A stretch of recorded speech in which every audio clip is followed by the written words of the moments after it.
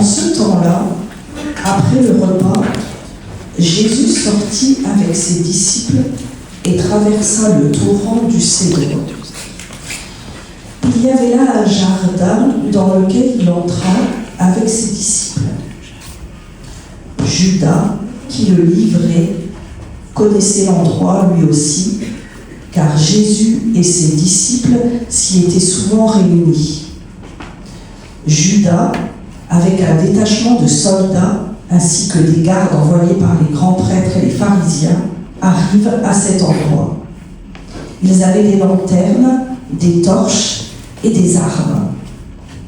Alors, Jésus, sachant tout ce qui allait lui arriver, s'avança et leur dit : « Qui cherchez-vous ? » Ils lui répondirent : « Jésus, le Nazaréen. » Il leur dit : « C'est moi, je le suis. » Judas, qui le livrait, se tenait avec eux. Quand Jésus leur répondit : « C'est moi, je le suis », ils reculèrent et ils tombèrent à terre. Il leur demanda de nouveau : « Qui cherchez-vous ? » Ils dirent : « Jésus, le Nazaréen. » Jésus répondit : « Je vous l'ai dit, c'est moi, je le suis. Si c'est bien moi que vous cherchez, cela, laissez-les partir. » Ainsi s'accomplit la parole qu'il avait dite : « Je n'ai perdu aucun de ceux que tu m'as donnés. » Or, Simon-Pierre avait une épée. Il la tira, frappa le serviteur du grand prêtre et lui coupa l'oreille droite. Le nom de ce serviteur était Malchus. Jésus dit à Pierre : « Remets ton épée au fourreau. La coupe que m'a donnée le Père, vais-je refuser de la boire ? » Alors la troupe, le commandant et les gardes juifs se saisirent de Jésus et le ligotèrent. Ils l'emmenèrent d'abord chez Anne, beau-père de Caïphe, qui était grand prêtre cette année-là. Caïphe était celui qui avait donné aux Juifs ce conseil : il vaut mieux qu'un seul homme meure pour le peuple. Or, Simon-Pierre, ainsi qu'un autre disciple, suivaient Jésus. Comme ce disciple était connu du grand prêtre, il entra avec Jésus dans le palais du grand prêtre. Pierre se tenait près de la porte dehors.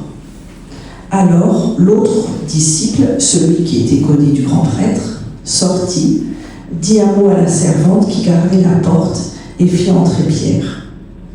Cette jeune servante dit alors à Pierre : « N'es-tu pas, toi aussi, l'un des disciples de cet homme ?» Il répondit : « Non, je ne le suis pas. » Les serviteurs et les gardes se tenaient là. Comme il faisait froid, ils avaient fait un feu de braise pour se réchauffer. Pierre était avec eux en train de se chauffer. Le grand prêtre interrogea Jésus sur ses disciples et sur son enseignement. Jésus lui répondit : « Moi, j'ai parlé au monde ouvertement. J'ai toujours enseigné à la synagogue et dans le temple, là où tous les Juifs se réunissent, et je n'ai jamais parlé en cachette. Pourquoi m'interroges-tu ? Ce que je leur ai dit, demande-le à ceux qui m'ont entendu. Eux savent ce que j'ai dit. » À ces mots, un des gardes qui était à côté de Jésus lui donna une gifle en disant : « C'est ainsi que tu réponds au grand prêtre ? » Jésus lui répliqua : « Si j'ai mal parlé, montre ce que j'ai dit de mal. Mais si j'ai bien parlé, pourquoi me frappes-tu ? » Anne l'envoya toujours ligoté au grand prêtre Caïphe. Simon-Pierre était donc en train de se chauffer. On lui dit : « N'es-tu pas, toi aussi, l'un de ses disciples ?» Pierre le nia et dit : « Non, je ne le suis pas. » Un des serviteurs du grand prêtre, parent de celui à qui Pierre avait coupé l'oreille, insista : « Est-ce que moi, Je ne t'ai pas vu dans le jardin avec lui. Encore une fois, Pierre le nia. Et aussitôt, un coq chanta. Alors on emmène Jésus de chez Caïphe au prétoire. C'était le matin. Ceux qui l'avaient amené n'entrèrent pas dans le prétoire pour éviter une souillure et pouvoir manger l'agneau pascal. Pilate sortit donc à leur rencontre et demanda: Quelle accusation portez-vous contre cet homme? Ils lui répondirent: S'il n'était pas un malfaiteur, nous ne t'aurions pas livré cet homme. Pilate leur dit: Prenez-le vous-même et jugez-le suivant votre loi. Les Juifs lui dirent: Nous n'avons pas le droit de mettre quelqu'un à mort. Ainsi s'accomplissait les paroles que Jésus avait dites pour signifier de quel genre de mort il allait mourir.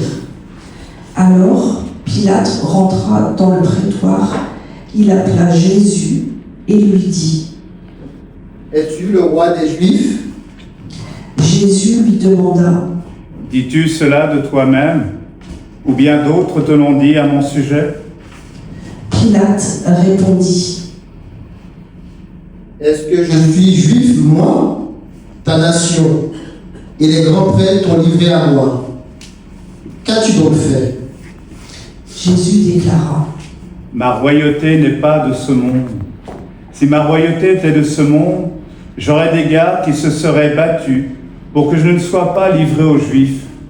En fait, ma royauté n'est pas d'ici. Pilate lui dit: Alors, tu es roi? Jésus répondit: C'est toi-même qui dis que je suis roi. Moi, je suis né, je suis venu dans le monde pour ceci, rendre témoignage à la vérité. Quiconque appartient à la vérité, écoute ma voix. Pilate lui dit: Qu'est-ce que la vérité? Ayant dit cela, il sortit de nouveau à la rencontre des Juifs et il leur déclara: Moi, je ne trouve en lui aucun motif de condamnation. Mais chez vous, c'est la coutume que je vous relâche quelqu'un pour la Pâque. Voulez-vous donc que je vous relâche le roi des Juifs? Alors ils répliquèrent en criant: Pas lui, mais Barabbas. Or, ce Barabbas était un bandit. Alors, Pilate fit saisir Jésus pour qu'il soit flagellé. Les soldats tressèrent avec des épines une couronne qu'ils lui posèrent sur la tête. Puis, ils le revêtirent d'un manteau pourpre. Ils s'avançaient vers lui et ils disaient: Salut à toi, roi Des Juifs. Et ils le giflaient. Pilate, de nouveau, sortit dehors et leur dit: Voyez, je vous l'amène dehors pour que vous sachiez que je ne trouve en lui aucun motif de condamnation. Jésus donc sortit dehors, portant la couronne d'épines et le manteau pourpre. Et Pilate leur déclara: Voici l'homme. Quand ils le virent, les grands prêtres et les gardes se mirent à crier. Crucifie-le, crucifie-le. Pilate leur dit: Prenez-le vous-même et crucifiez-le. Moi, je ne trouve en lui aucun motif de condamnation. Ils lui répondirent: Nous avons une loi. Et suivant la loi, il doit mourir, parce qu'il s'est fait fils de Dieu. Quand Pilate entendit ces paroles, il redoubla de crainte. Il rentra dans le prétoire et il dit à Jésus: D'où es-tu? Jésus ne lui fit aucune réponse. Pilate lui dit alors: Tu refuses de me parler à moi? Ne sais-tu pas que j'ai le pouvoir de te relâcher et pouvoir de te crucifier? Jésus répondit: Tu n'aurais aucun pouvoir sur moi si tu ne l'avais reçu d'en haut. C'est pourquoi celui qui m'a livré à toi porte un péché plus grand. Dès lors, Pilate cherchait à le relâcher. Mais des Juifs se mirent à crier. Si tu le relâches, Tu n'es pas un ami de l'empereur. Quiconque se fait roi s'oppose à l'empereur. En entendant ces paroles, Pilate amena Jésus au dehors. Il le fit asseoir sur une estrade au lieu dit le dallage, en hébreu Gabata. C'était le jour de la préparation de la Pâque, vers la 6e heure, environ midi. Pilate dit aux Juifs. Voici votre roi. Alors ils crièrent. à mort, à mort. Crucifie-le. Pilate leur dit. Vais-je crucifier votre roi? Les grands prêtres répondirent. Nous n'avons pas D'autre d'autre roi. roi que l'empereur. Alors il leur livra Jésus pour qu'il soit crucifié. Ils se saisirent de Jésus, et lui-même, portant sa croix, sortit en direction du lieu dit le crâne ou calvaire, qui se dit en hébreu Golgotha.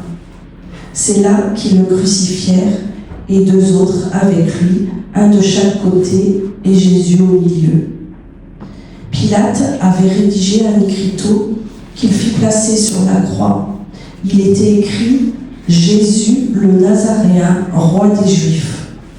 Beaucoup de Juifs lurent cet écriteau parce que l'endroit où l'on avait crucifié Jésus était proche de la ville et que c'était écrit en hébreu, en latin et en grec. Alors les grands prêtres des Juifs dirent à Pilate « N'écris pas Roi des Juifs, mais cet homme a dit « Je suis le roi des Juifs ». Pilate répondit « Ce que j'ai écrit, je l'ai écrit. » Quand les soldats eurent crucifié Jésus, ils prirent ses habits. Ils en firent 4 parts, une pour chaque soldat. Ils prirent aussi la tunique. C'était une tunique sans couture, tissée toute d'une pièce de haut en bas. Alors, ils se dirent entre eux. Ne la déchirons pas. Désignons par le sort celui qui l'aura. Ainsi s'accomplissait la parole de l'Écriture. Ils se sont partagés mes habits. Ils ont tiré au sort mon vêtement. C'est bien ce que firent les soldats.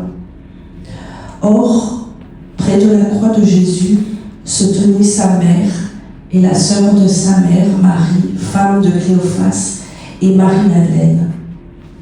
Jésus, voyant sa mère et près d'elle le disciple qu'il aimait, dit à sa mère, « Femme, voici ton fils. Puis il dit aux disciples, « Voici ta mère. » Et à partir de cette heure-là, le disciple l'a pris chez lui. Après cela, sachant que tout désormais était achevé pour que l'Écriture s'accomplisse jusqu'au bout, Jésus dit, « J'ai soif. » Il y avait là un récipient plein d'une boisson vinaigrée. On fixa donc une éponge remplie de ce vinaigre à une branche d'hysope, et on l'approcha de sa bouche. Quand il eut pris le vinaigre, Jésus dit, « Tout est accompli. Pour celles et ceux qui le peuvent, nous pouvons nous agenouiller ou nous incliner dans la remise de la vie de notre... » Comme c'était le jour de la préparation, c'est-à-dire le vendredi, il ne fallait pas laisser les corps en croix durant le sabbat, d'autant plus que ce sabbat était le grand jour de la Pâque. Aussi, les Juifs demandèrent à Pilate qu'on enlève les corps après leur avoir brisé les jambes. Les soldats allèrent donc briser les jambes du premier, puis de l'autre homme crucifié avec Jésus. Quand ils arrivèrent à Jésus, voyant qu'il était déjà mort, ils ne lui brisèrent pas les jambes, mais un des soldats, avec sa lance, lui perça le côté. Et aussitôt, il en sortit du sang et de l'eau. Celui qui a vu rend témoignage, et son témoignage est véridique. Et celui-là sait qu'il dit vrai, afin que vous aussi, vous croyiez. Cela, en effet, arriva pour que s'accomplisse l'Écriture. Aucun de ces os ne sera brisé. Un autre passage de l'Écriture dit encore « Ils lèveront les yeux vers celui qu'ils ont transpercé ». Après cela, Joseph d'Arimathie, qui était disciple de Jésus, mais en secret par crainte des Juifs, demanda à Pilate de pouvoir enlever le corps de Jésus. Et Pilate le permit. Joseph vint donc enlever le corps de Jésus. Nicodème, celui qui au début était venu trouver Jésus pendant la nuit, vint lui aussi. Il apportait un mélange de myrrhe et d'aloès, pesant environ 100 livres. Ils prirent donc le corps de Jésus, qu'ils lièrent de linge en employant les aromates selon la coutume juive d'ensevelir les morts. À l'endroit où Jésus avait été crucifié, il y avait un jardin, et dans ce jardin, un tombeau neuf dans lequel on n'avait encore déposé personne. À cause de la préparation de la Pâque juive, et comme ce tombeau était proche, c'est là qu'ils déposèrent Jésus. Acclamons la parole de Dieu. Louange à toi, Seigneur Jésus. Récit de la passion de notre Seigneur Jésus-Christ. La fin de la scène se situe où? Où se termine la scène de la passion du Seigneur?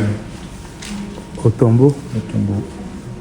Le lieu Proche du Golgotha. Le lieu, un jardin. Un jardin. Et où commence le début de la passion de notre Seigneur Jésus-Christ? Au jardin de Gethsémani. Au jardin des Oliviers. Toute l'histoire, effectivement, récapitulée dans cette passion. Le jardin, ça nous rappelle un lointain souvenir. Le fameux jardin d'Éden, où effectivement, les choses vont commencer à se compliquer pour nous, puisque effectivement, monsieur Adam et madame Ève, donc, se laissent séduire par le diviseur, par le tentateur, qui va leur dire, mais pas du tout, vous n'allez pas mourir, vous allez être des dieux, et vous pourrez vous passer effectivement de celui qui vous a donné la vie.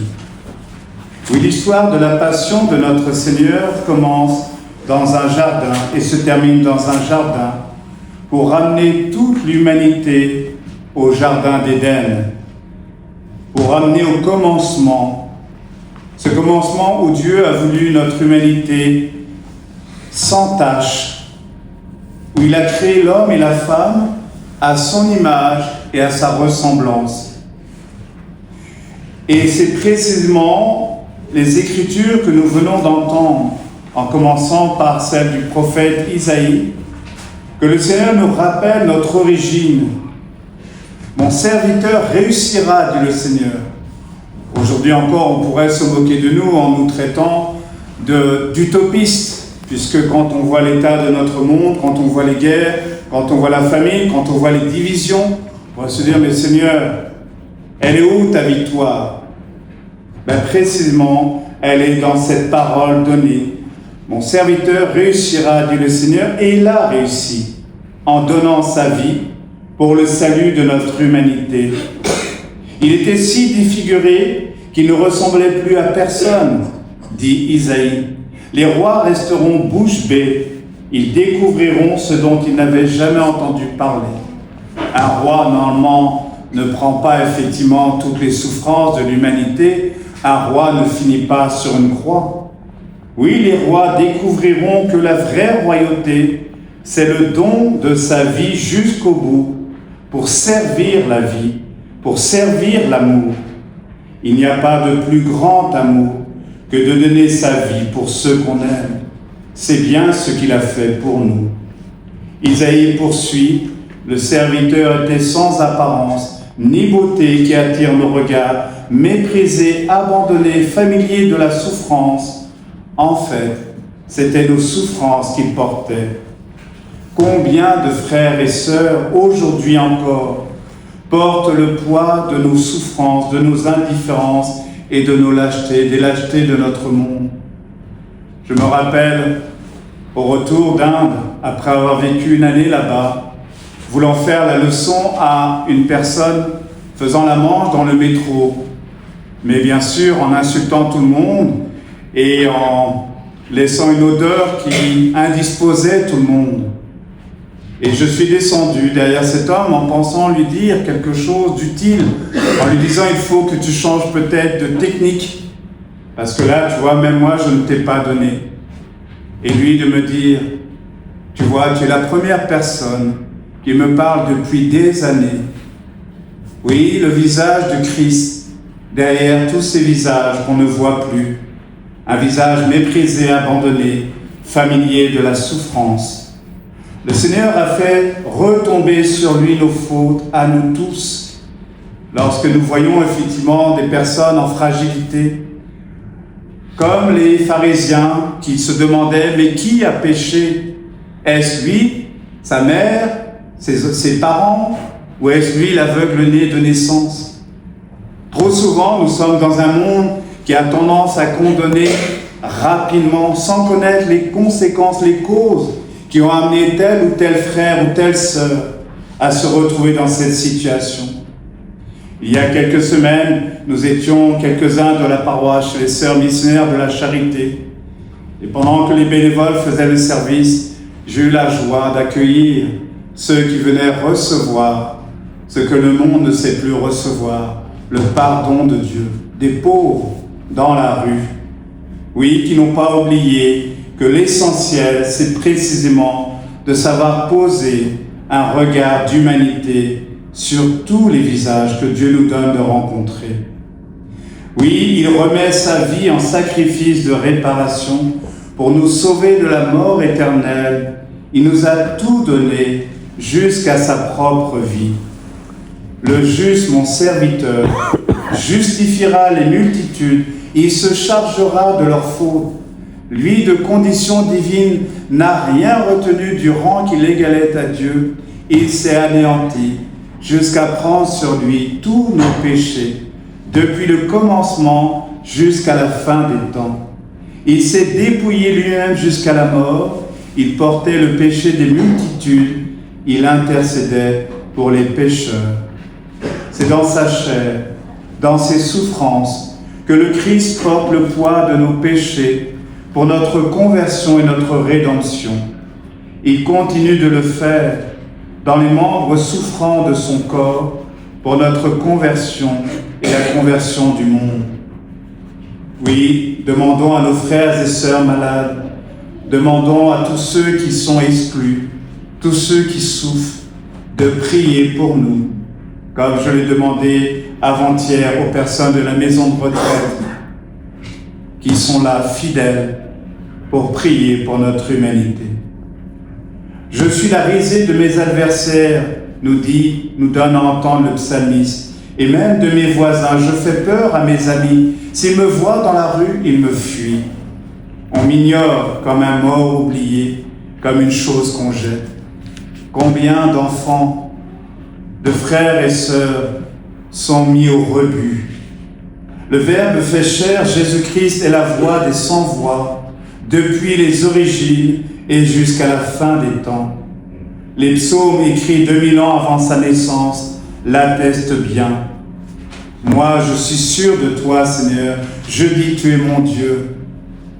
Entendre une personne à la rue mettre sa confiance en Dieu seul. Mes jours sont dans ta main, délivre-moi des mains hostiles qui s'acharnent.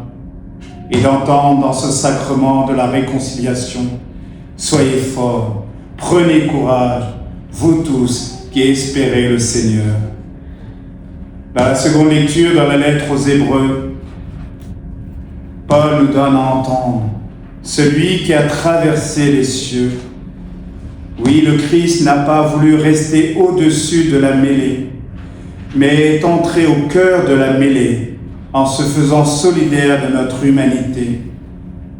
Et il nous invite à l'imiter, à être effectivement dans ce monde, au cœur du monde. Vous n'êtes pas du monde, mais vous êtes dans le monde, au service. Hier, nous avons célébré la messe du jeudi saint avec le lavement des pieds. Vous m'appelez Maître et Seigneur et je le suis, alors imitez-moi.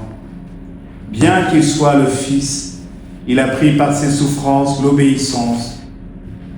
Avançons-nous donc pour obtenir miséricorde et recevoir en temps voulu la grâce de son secours. Obéir, c'est écouter et mettre en pratique ce que l'on entend. Le Christ nous l'a montré jusqu'au don de sa vie. Si nous voulons recevoir la grâce de son secours pour nous, pour nos familles et pour le monde, recevons sa miséricorde qui nous a obtenus au prix de sa vie. L'évangile, effectivement, qui démarre dans ce jardin, et avec cette question de Jésus lorsqu'on vient l'arrêter, « Qui cherchez-vous » Cette question s'adresse aussi encore à nous aujourd'hui. Qui cherchons-nous? Qui cherchez-vous? Cette question à nous qui voulons suivre Jésus nous est posée. Suivre Jésus, c'est suivre l'exemple qu'il nous a donné, celui du service qui passe par le don de soi. C'est ce que nous devons apporter à l'humanité, à redécouvrir la joie du service. Il vaut mieux qu'un seul homme meure pour le peuple, dira Caïphe, parole prophétique. Il est bien mort, non simplement pour le peuple, mais pour l'humanité entière. Dans sa chair, vrai Dieu et vrai homme, il sauve toute l'humanité. Et il nous dit, toi, membre de mon corps, si tu savais ce que je peux accomplir à travers toi, par toi, avec toi et en toi, pour le bien de tous, lorsque tu apprends à recevoir tout de moi, ton relèvement, pour le relèvement de tous. Pilate, face à ces lâchetés, entendra effectivement les lâchetés du peuple dire « Nous n'avons pas le droit de mettre quelqu'un à mort. » Et pourtant, il le pousse vers la mort. Ils n'attendent que cela. Mais derrière tous ces cris de ses frères et sœurs, c'est toujours le même ennemi, l'unique ennemi, qui veut effectivement mettre un terme à cette victoire, qui ne veut pas cette victoire. Mais le Christ est déterminé et il le fera pour nous. Oui, manifestation flagrante de leur hypocrisie et de leur lâcheté. Combien de frères et sœurs et d'enfants, par lâcheté, le monde laisse condamner à mort? Combien de pays encore à la surface de cette terre avec ce droit à la peine de mort? Moi, je suis né, je suis venu dans le monde pour ceci, rendre témoignage à la vérité. Quiconque appartient à la vérité, écoute ma voix. Oui, il est le chemin, la vérité et la vie, et il nous invite à emprunter ce chemin pour précisément recevoir de lui la force dont notre monde a besoin, mais dont le monde ne sait pas effectivement recevoir. Pilate dira, voyez, je vous l'amène dehors, pour que vous sachiez que je ne trouve en lui aucun motif de condamnation. Lui, l'autorité, fléchira devant la peur, devant sa lâcheté, et livrera l'homme. Voici l'homme. Voici l'homme, voici notre humanité défigurée lorsque nous ne nous tournons plus vers ses besoins essentiels. Oui, Pilate, rattrapé par ses intérêts personnels, lorsque le peuple osera dire « Nous n'avons pas d'autre roi que l'empereur ». Quelle injure! Par sa peur, préférera livrer à la mort un innocent.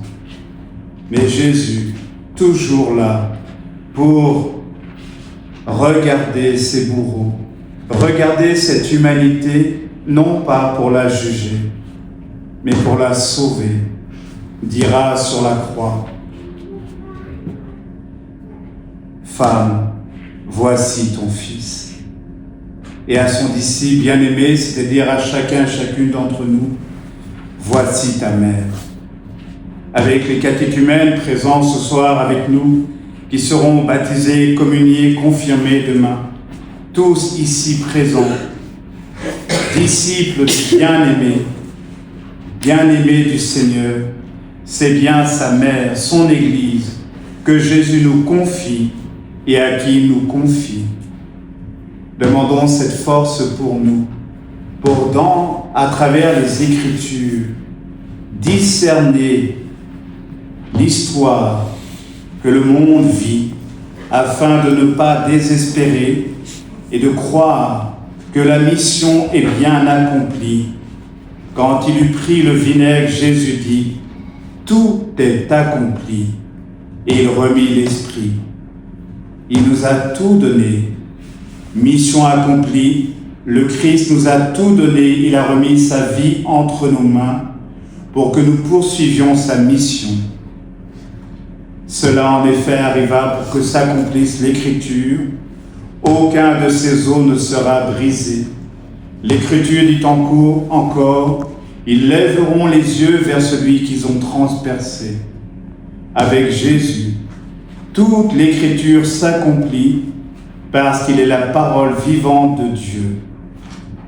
Alors, mettons notre confiance en celui qui met toute sa confiance en lui, en celui qui nous appelle à être au milieu du monde, au service, non pas que des bien portants, mais des malades et des pécheurs, en nous reconnaissant comme eux, malades et pécheurs.